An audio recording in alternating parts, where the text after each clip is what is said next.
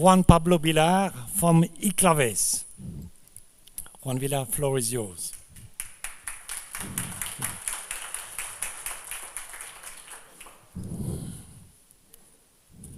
Thank you, Philip, for your introduction.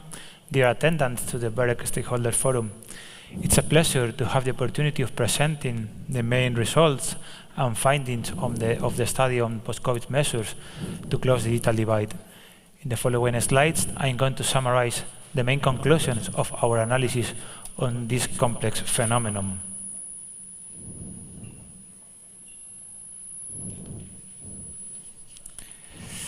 The study has been commissioned by BEREC, and it's aimed to analyze how the digital divide have evolved during the pandemic in Europe, what interesting initiatives has been implemented by BEREC member countries to tackle this issue, and what can NRAs do to contribute in an effective way to bridge the digital divide.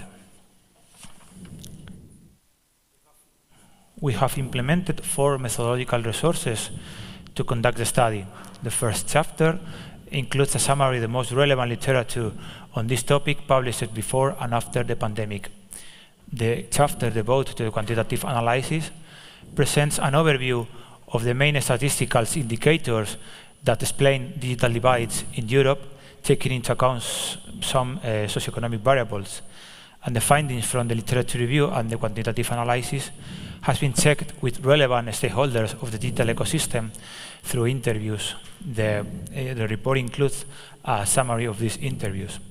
And the case studies presents interesting programs and initiatives implemented in some BEREC member countries that have contributed to close the digital divide in those countries, and which can be replicated by other countries in Europe. The first analysis has been focused on how the digital divide is defined. According to the literature review and the expert consulted, there is not a single gap, but 3 main levels. Digital divide in access, which refers to the lack of high-quality broadband connectivity and digital equipment to connect to the internet.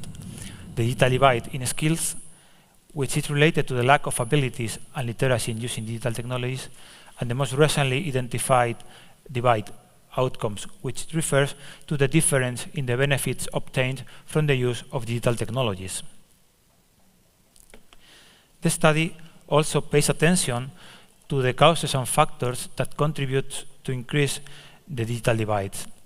These causes has been split into those stemming from the supply side, such as the lower quality of broadband connections, the lack of coverage, affordability, accessibility and usability, and those stemming from the demand side, the users, factors such as the age, gender, the level of income, disabilities, the lack of interest or motivation in using digital technologies, and the lack of confidence. One key finding of the study is that the pandemic has not created new causes for digital divides. Pre-existing divides have become more evident during the coronavirus crisis, as they have prevented specific groups to access essential services when there was no other way to access them, such as online education, e-health services, e-governance services, etc. And according to the quantitative analysis, most of the factors, mainly in the supply side, have improved during and after the pandemic, particularly affordability, coverage, and infrastructures. However, relevant divides still persist, mainly between urban and rural areas and between people with different levels of income. The consequences of the digital divides are many and varied, and in general have worsened during the pandemic. Some of them refer to a specific sectors, such as healthcare, which disconnect people and people without digital skills more exposed to the coronavirus, without the possibility of accessing e-health services, and at greater risk of being orchestrated by healthcare systems based on algorithmic decisions. Education is another sector directly affected by digital divides, which prevent unequal access to digital educational resources and can lead to a standstill in the educational process for digitally excluded students. The effects of digital divide have also been identified in the increase of socioeconomic gaps and social exclusion, mainly between those who were able to telework and those who not.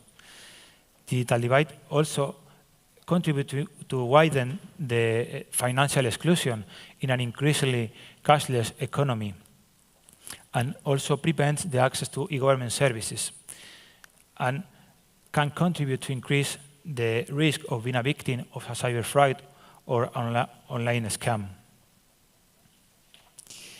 The literature review, the quantitative analysis, and the expert interviewed have allowed to identify the groups most affected by digital divides: elderly people, people with economic difficulties at risk of poverty, persons with low educational attainment, persons with disabilities, migrants, and persons from minorities.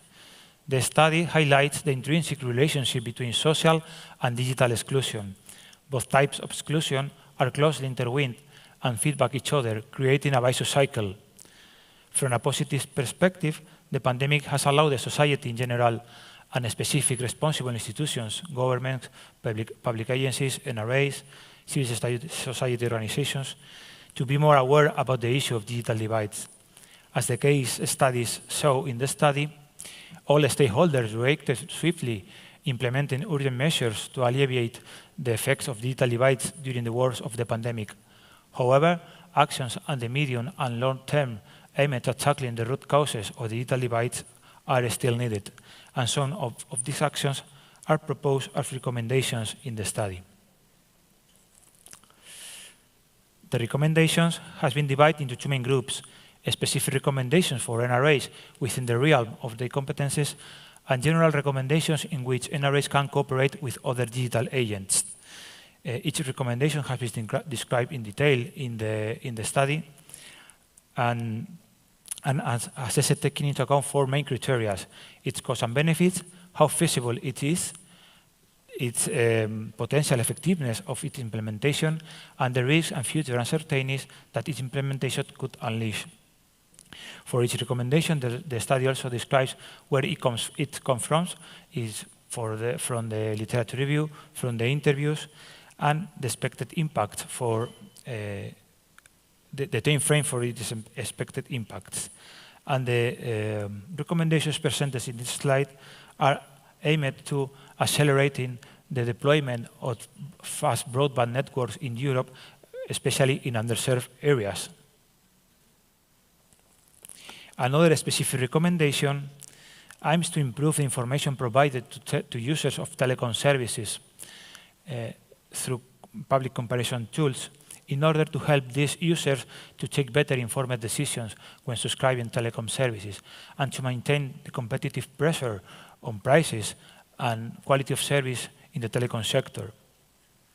Other specific recommendations propose to research into the motivations for not using the internet in order to increase the effectiveness of initiatives and programs implemented to increase the take-up of digital technologies, to raise awareness about the benefits and safety on digital technologies, mainly between those disadvantaged groups, digitally excluded groups such as elderly people or people living in rural areas, and to promote digital inclusion for persons with disabilities through the implementations of specific programs such as social tariffs to access telecom services or to acquire accessible devices through the universal service obligation. Recommendations promoting the cooperation between NRAs and other digital stakeholders are aimed to lead space for permanent dialogue to make progress in bridging the digital divides and to collaborate in the definition and implementation of public support schemes for the deployment of high-quality broadband in underserved areas and for the acquisition of digital equipment for persons with economic difficulties. And to identify these disadvantaged groups with problems to access digital and telecom services and to raise awareness about the measures already implemented by telco or providers such as social tariffs to help these groups to be connected. Other general recommendations in which NRAs can cooperate are to encourage and promote the usability and accessibility of telco and digital services, and to promote digital skills, collaborating in the upskilling and reskilling of persons without digital skills and students from disadvantaged backgrounds. And to conclude the presentation, the study highlights the dual role that the pandemic has played on the digital divides.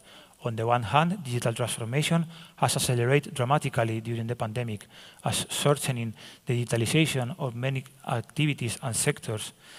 On the other hand, specific groups like elderly people, people with low educational attainment, people with disabilities, persons with economic difficulties, have not been able to benefit equally from digital technologies, as due to pre-existing divides whose effects have worsened during the pandemic. In the face of such a complex phenomenon, it is important to remember that NRAs have limited powers to deal with this issue. Nevertheless, as independent actors in the digital ecosystem, they can act as promoters of initiatives for dialogue and cooperation between all digital agents in order to tackle the root causes of the digital divides. Many thanks for your attention. I would like to thank especially BEREC for trusting us to elaborate this study, and to my colleagues from the SADE Business School who have helped a lot in the elaboration of the recommendations and the quantitative analysis. The study has been published in the BEREC website this week, and I invite you to download and read it, and we hope it can contribute to close the digital divide in Europe and allowing all citizens to benefit equally from the digital economy and society. Thank you very much.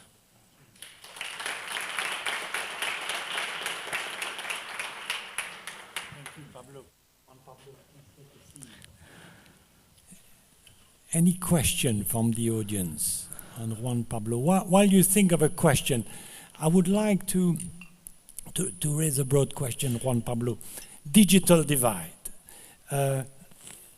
Once upon a time, when we talked about social exclusion with a telecom audience, it was pretty clear. People didn't have a phone, they couldn't call, so it was entirely a telecom problem, if you like, it was self-contained. When you say digital divide, and I heard Anne-Marie saying that we're not just telecom people, we now have ambition to play a role in the digital, but you know, it's certainly not the telecom community alone that can address all problems. I mean, when you look at, I don't know, e-education, which many kids had to, I mean, most kids had to go through in the last 2 years, it seems to me the expensive bit is the PC, no? It's not the connection. So my question to you is when you did that study, did you ever feel for whether the problem of digital exclusion was mainly on the traditional telecom side, or was it mainly into the, well, what shall we call it? The CPE, the customer premises equipment, the handset, the gadget. Where is the, you know, people who are excluded? What are they lacking? Is it because they can't afford a connection, or because they are illiterate or can't afford the devices? I'm saying that while you guys think of a better question, all right? Okay. We have analyzed in the study that connectivity in Europe is not a big issue compared to other digital divides such as skills and outcomes. By outcome, we refer to the difference on how people use digital technologies, which is the most recently identified divide and is maybe the most important. If people use digital technologies only for leisure or and not for more productive actions. Is there a problem of connectivity in specific areas, such as rural areas, very remote, but in general, according to the statistics we have consulted, there is not a big problem on connectivity. There is more problem on the access to digital device, digital equipment, due to its cost for people with economic difficulties, or people accessible devices for persons with disabilities, which are more costly than normal equipment. It's more a problem of equipment than connectivity. And for disabled people, you're talking now. Yeah. Now, thank you, Juan Pablo. Question from the, yes, Henk Manneke. Can we have a mic here? Yeah. Okay, thank you very much, Henk Mannekens. As you highlighted in your presentation, of course there are multiple reasons for digital divide. So my question was, do you see in how countries are approaching it, do you see, because I can imagine it is, there are of course access telecom related issues, there is of course, like you mentioned, social inclusion or exclusion. Do you see different approaches between the countries? Is there some countries that take a overall holistic approach to address the digital divide, or is it all a bit fragmented area by area? There is a big difference between European countries when addressing digital divide, because each country has its own problems. Some countries are focused on bridge digital divides in connectivity, less countries, and others are more focused on improve digital skills of the population. There are very different approaches. We have analyzed 5 case studies, and from different parts of Europe: the Czech Republic, Hungary, the Netherlands, Spain, and Sweden. And each country have very diverse digital divides. Some of them on connectivity, others on skills, and the approach to solve this digital divide are very varied. Some of them are addressed by the government, other NGOs and civil society sector have more presence in bridging this divide. There are so many approaches across Europe to close this divide. Thank you. Yes, please. Paolo from Etno, please, a mic here at the front. Raise your hand, Paolo, otherwise I know you want it, but voilà, here. Thank you very much, and thank you, Pablo, for the interesting presentation. I have a question, and apologies in advance if it may be a bit out of the scope of the study. When we talk about digital divide, we talk about coverage availability, but I just wanted to see if you have any comments on the shifting patterns of usage that we may have experienced during COVID pandemic, the higher use of video, of added value services, and whether you have explored also this aspect on the reliability of existing networks, especially in rural areas, if they've coped well with COVID and the change in traffic patterns. Mm-hmm.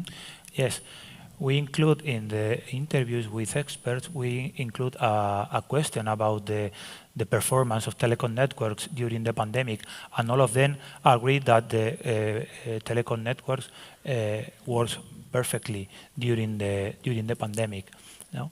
I think, yes, we interviewed 23 experts, and all of them agree that the telecom performance was very, very good during the pandemic, even taking into account the huge surge on traffic due to the live streaming,